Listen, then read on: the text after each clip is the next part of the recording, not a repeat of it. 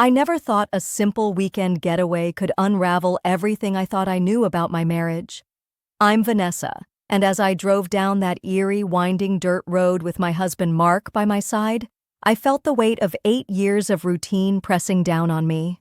We were headed to a secluded cabin in the heart of the autumn woods with his closest friends, hoping to reignite a spark that had long dimmed. But as the firelight danced in that rustic living room and laughter turned to daring games, I found myself standing on the edge of a forbidden line.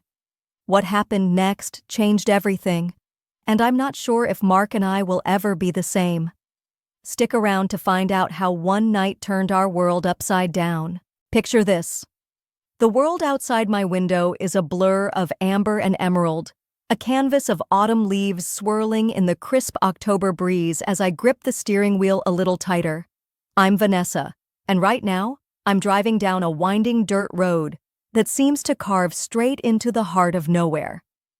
Beside me, my husband Mark is humming some old tune, his hand resting casually on my knee. We've been married 8 years, a stretch of time that feels both like a lifetime and a fleeting moment. We're solid, happy even. But lately, I've caught myself noticing the quiet patterns we've settled into, the way our conversations sometimes feel like reruns of the same show. This weekend, though, it's different. We're breaking free, heading to a rented house deep in the woods with a handful of his closest friends for a getaway that promises to shake things up. I glance in the rearview mirror, catching sight of the rest of our crew packed into the car behind us. There's Jake, the loudmouth of the group, always ready with a quip or a story that's probably half made up. He's the kind of guy who fills a room with his energy, whether you want him to or not. Then there's Ethan, the quiet one, always watching, always listening, like he's piecing together some puzzle no one else can see. Ryan's in the mix too, the planner, the guy who's probably already got tomorrow's hike mapped out to the minute. Caleb, on the other hand, is the wild card, unpredictable, with a smirk that suggests he's always up to something. And Travis? Well, he's the steady one, the guy you can count on to keep things grounded when the rest of us get carried away. They're Mark's brothers in arms, friends since college, and though I've known them for years, I sometimes still feel like I'm on the outside looking in at their tight-knit bond. The house comes into view as we round the final bend, and I can't help but let out a little gasp. It's a rustic beauty, all weathered wood and sloping roofs, nestled in a clearing surrounded by towering pines that seem to guard it from the rest of the world. It's isolated, miles from the nearest town, and there's something about that seclusion that sends a thrill through me. We pile out of the cars, stretching our legs, the air sharp with the scent of pine and damp earth. The gravel crunches underfoot as we haul our bags toward the porch, and I can already hear Jake cracking some over-the-top remark about us being in the middle of nowhere. Mark laughs, slinging an arm around my shoulders, and for a moment, I feel that old spark, the one that's been dimmed by routine. Inside, the house is everything I'd hoped for. The wooden floors creak under our weight, telling stories of decades past, and the living room is dominated by a massive stone fireplace that looks like it could warm an entire village. As the sun dipped below the horizon, painting the sky in hues of deep indigo, we all settled into the cozy embrace of the living room after a hearty barbecue dinner. The fire in the massive stone fireplace crackled and popped, casting warm, dancing shadows across the walls, bathing the room in a golden glow that felt like a hug from the past. I leaned back on the worn leather couch, my legs tucked under me, taking in the scene around me. The smoky scent of grilled meat still lingered in the air, mixing with the faint earthy aroma of the pine trees outside that drifted in through a cracked window. The clink of wine glasses punctuated the low hum of classic rock spilling from a portable speaker perched on a side table, the familiar riffs weaving through our laughter like an old friend.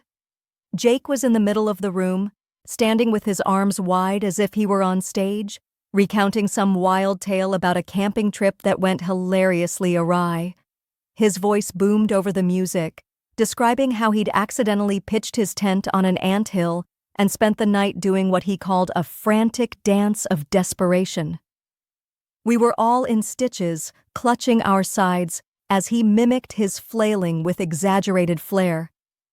I caught Ryan shaking his head, a grin on his face, before he tossed out a jab at Mark about his grilling skills, or lack thereof. Man, those burgers were more charcoal than meat. "You trying to start a second fire out there?" he teased, and Mark just rolled his eyes, flipping him a playful gesture that spoke volumes of their long-standing banter. Caleb, meanwhile, was passing around a bottle of some fancy red wine he'd brought, insisting we all try it because it was, in his words, a taste of the good life. The deep ruby liquid caught the firelight as it poured into my glass, and I took a sip, savoring the rich, velvety notes while nodding appreciatively at him. Sitting there, surrounded by these guys, I felt a warmth that wasn't just from the fire. I was at ease, my laughter coming freely, blending with theirs in a harmony I hadn't realized I'd missed. Every so often, I'd catch Mark's eye across the room, and we'd share a quiet smile, a little moment just for us amidst the chaos of the group. It reminded me why we'd needed this break, why stepping out of our everyday grind was so vital. For the first time in a while, I felt truly grateful to be here, in this moment, with these people. I couldn't help but notice the little quirks that defined each of them, the pieces of their personalities that shone through in the flickering light. Travis, ever the boundary pusher, kept tossing out sharp-witted remarks that skirted the edge of propriety, making us gasp and laugh in equal measure with his bold humor. He'd lean in close, dropping a line about past escapades that had us all blushing and chuckling nervously, though I'll spare the details. As the night deepened, the atmosphere in the living room grew thicker, heavier, like the air before a storm. The laughter from earlier lingered, but it was now tinged with a restless edge. Travis, always the instigator, clapped his hands together, the sound sharp against the crackling of the fire. "All right, enough of the small talk. Let's play something real. Truth or dare. No backing out." His eyes glinted with mischief, and I felt a shiver run down my spine, not entirely from the chill seeping through the old windows. We all agreed, some with eager grins, others with hesitant nods, and just like that, the game began. The first few rounds were light, almost innocent, a warm-up to something I couldn't yet predict. Ryan was up first, picking dare, and Jake, with a smirk, challenged him to belt out a karaoke version of some cheesy love ballad. Ryan's voice was atrocious, cracking on every high note, and we all doubled over, clutching our sides as he dramatically clutched an imaginary microphone. The room echoed with our amusement, the tension easing for a moment. Then it was Caleb's turn, and he chose truth. Travis didn't hold back, asking him to spill the beans on the most embarrassing crush he'd ever had. Caleb's face turned a shade of crimson I hadn't thought possible, and after a long sip of wine, he admitted to pining after his college professor, a stern, no-nonsense woman twice his age. The confession drew a mix of gasps and chuckles, and I could see Caleb squirming under the weight of our attention. Round after round, the game shifted, the dares growing bolder, the truths cutting deeper. Ethan, usually so reserved, was dared to do a lap around the house in just his boxers, the cold October night biting at his skin as we watched from the window, stifling our reactions. When he returned, shivering but grinning, there was a new energy in the air, a sense of boundaries being tested. The wine kept flowing, bottle after bottle, the ruby liquid catching the firelight as it disappeared into our glasses. My head felt lighter, my inhibitions slipping away like leaves in the wind. The glow from the fireplace painted everyone's faces in strange, shifting patterns. Familiar features turned almost otherworldly, eyes gleaming with something I couldn't quite name. Travis's voice cut through the haze, louder now, more insistent. "Come on, stop holding back. Let's make this interesting." His words were a challenge, a push, and I felt the room tilt just a little, the stakes rising with every passing moment. I watched as the dares took on a sharper edge. Jake was pushed to reveal a secret he'd kept from us all, a moment of vulnerability that left a heavy silence in its wake. The truths started to sting, peeling back layers we'd all kept hidden. My heart beat a little faster with each turn, wondering what would come next, wondering how far this would go. The warmth of the wine and the heat of the fire mingled with a growing unease, a sense that we were treading into uncharted territory. And then, inevitably, it was my turn. I felt every pair of eyes in the room lock onto me, the weight of their anticipation pressing down like a physical force. Travis leaned forward, his posture casual, but his gaze anything but. A sly grin curled at the corner of his mouth, and when he spoke, his voice was low, deliberate, dripping with intent. "Dare. You have to join us in something unforgettable. Right here, right now, and Mark has to watch." The words hung in the air, heavy and sharp, slicing through the haze of the night. A sudden, suffocating silence fell over the room, the crackle of the fire the only sound as my heart seemed to stop in my chest. I could feel the heat rising to my face, a mix of shock and something else, something I didn't want to acknowledge. My eyes darted to Mark, sitting just a few feet away, expecting, needing him to laugh it off, to shut this down with a quick quip or a shake of his head. But instead he met my gaze with an expression I couldn't decipher, his face a mask of something unreadable. Calm, maybe, or curious, or something deeper I couldn't touch in that moment. I sat frozen, my breath caught somewhere between my chest and throat, my mind a whirlwind of questions that spun faster than I could grasp. Is this some kind of test? Does Mark really mean to let this happen? What do I even want out of this moment? This dare that feels like a line drawn in the sand? My fingers tightened around the stem of my wine glass, the cool glass grounding me for just a second as I tried to make sense of the chaos inside me. I let my gaze drift around the room, taking in the others, their expressions painted in the flickering light of the fire. Jake let out a nervous chuckle, the sound sharp and brittle, like he wasn't sure whether to laugh or look away. Ethan's stare was piercing, unreadable as always, his eyes locked on me like he was studying every micro-expression, waiting for my next move. Ryan shifted in his seat, his discomfort obvious in the way he crossed and uncrossed his arms. But he didn't object, didn't say a word to break the tension. Caleb's smirk lingered, a silent dare of his own, while Travis watched with that same glint of mischief, like he'd tossed a match into dry tinder and was waiting for the blaze. The air felt thick, charged with an anticipation that pressed down on me, making every heartbeat louder in my ears. I turned back to Mark, needing something, anything from him to anchor me. I leaned in close, my voice dropping to a whisper meant just for him, barely audible over the crackling fire. "Are you sure about this? Really sure?" My words trembled, betraying the storm inside me. He looked at me, his eyes steady, and squeezed my hand, the warmth of his touch both reassuring and confusing. "I trust you, Vanessa," he said, his voice low and firm, no trace of doubt. "It's just a game, nothing more." But the way he said it, the weight behind those words, made me wonder if he believed it himself, or if he was saying it for my sake. My mind reeled as I pulled back, his words echoing in my head. Just a game. But it didn't feel like one.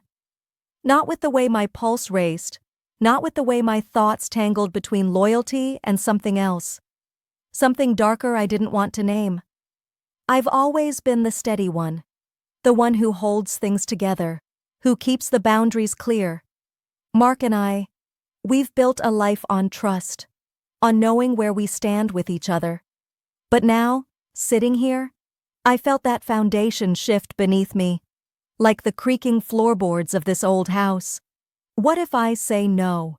Will they think I'm weak, that I can't keep up with their wild energy? What if I say yes? What does that say about me, about us?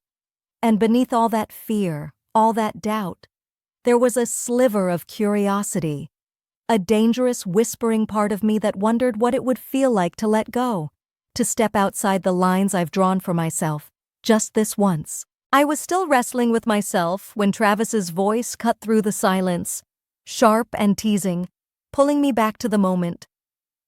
"Come on, Vanessa. No backing out now. We're all in this together." His tone was light, but his eyes held a challenge, daring me to match their boldness. The others murmured in agreement, their voices overlapping in a low hum. Jake with a half laugh, Caleb with a nod, even Ryan giving a reluctant shrug as if to say it's no big deal. They framed it as playful, just another step in the game, but I felt the weight of it, the unspoken expectation that hung heavier than their words. I took a deep breath, the air catching in my lungs as I felt the heat of the fire on my skin, the faint buzz of the wine coursing through me, loosening the edges of my restraint. Their gazes pinned me in place, a mix of encouragement and curiosity that made my stomach twist.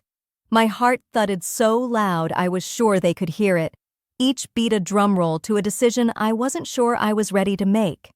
But as I sat there, the firelight flickering across the faces around me, something inside me shifted.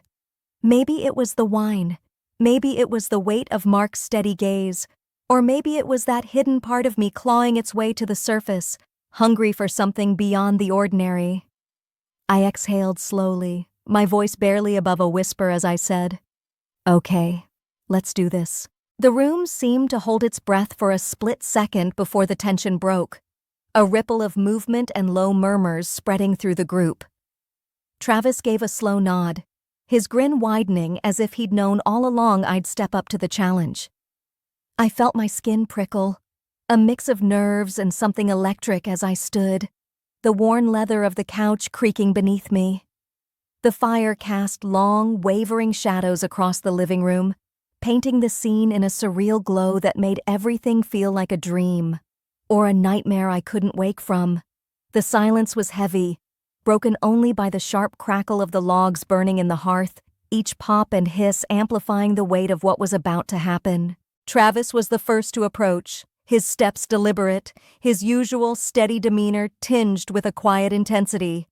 My heart raced as I met his eyes, searching for some hint of hesitation, but there was none. Instead, there was a kind of unspoken understanding, a shared acknowledgement of the boundary we were crossing. As we stood close, the warmth of the fire seemed to pale compared to the heat radiating between us, a moment charged with unspoken implications. I won't paint every detail. Some things are better left to the imagination, but let me say it was a dance of proximity, a brush of presence that spoke louder than words, leaving my pulse hammering in my ears. One by one, the others followed, each moment distinct, yet blending into a haze of sensation and emotion. With Ethan, there was a fleeting connection, his usually guarded eyes betraying a flicker of vulnerability as we stood near, a silent exchange that felt more exposed than I'd expected. It was as if, for just a second, I saw beneath his quiet exterior to something raw and unguarded. Then came Jake, his usual bravado faltering as he tried to lighten the mood, with a clumsy quip about the fire being the only thing hotter in the room. His words fell flat, but I appreciated the attempt. A brief reprieve from the intensity as we shared a moment of nearness that hinted at more without crossing into the explicit. Ryan was next, his planner's precision replaced by an awkward hesitance, his movements careful as if he were afraid to overstep.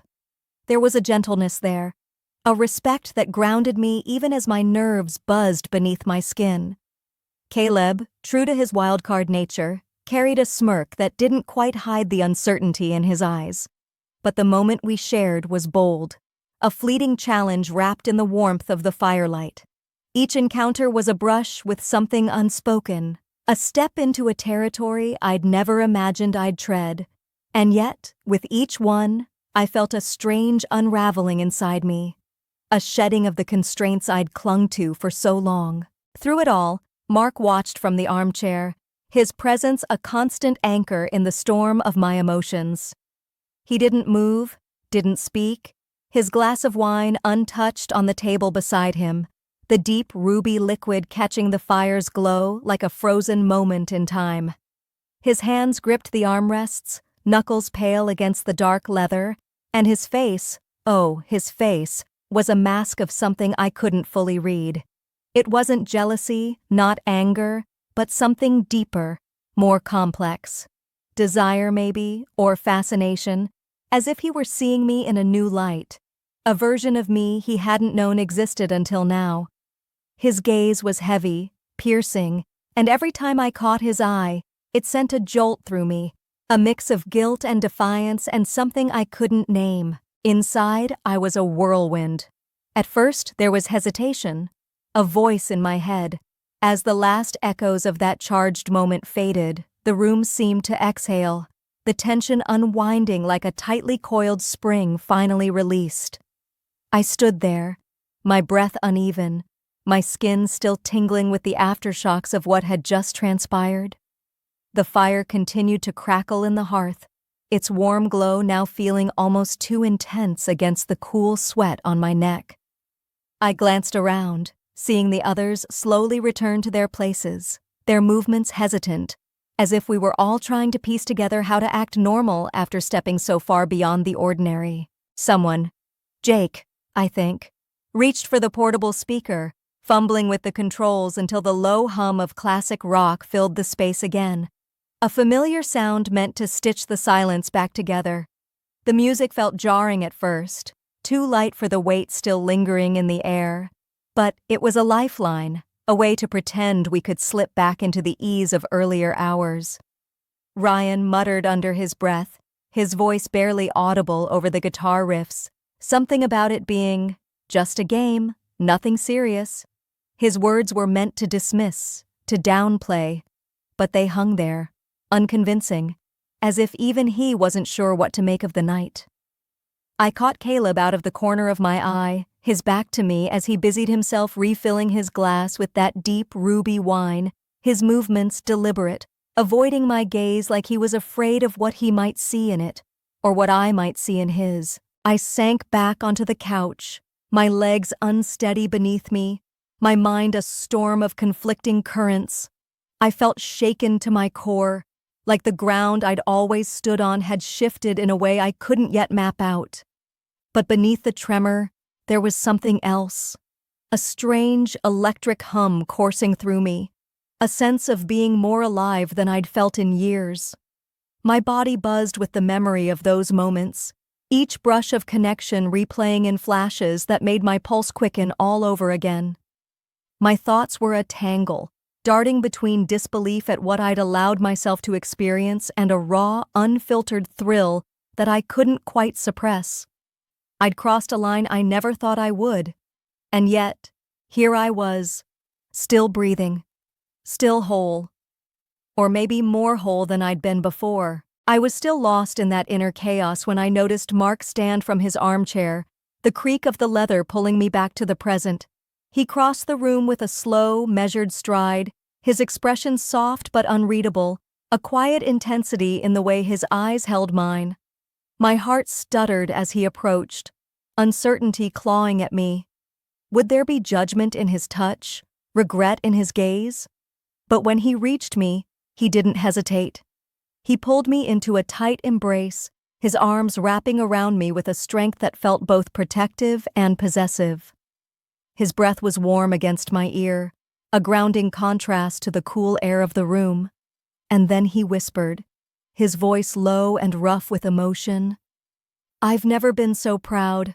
Next time I'm playing too." His words hit me like a wave, crashing over the turmoil inside and leaving a strange calm in their wake.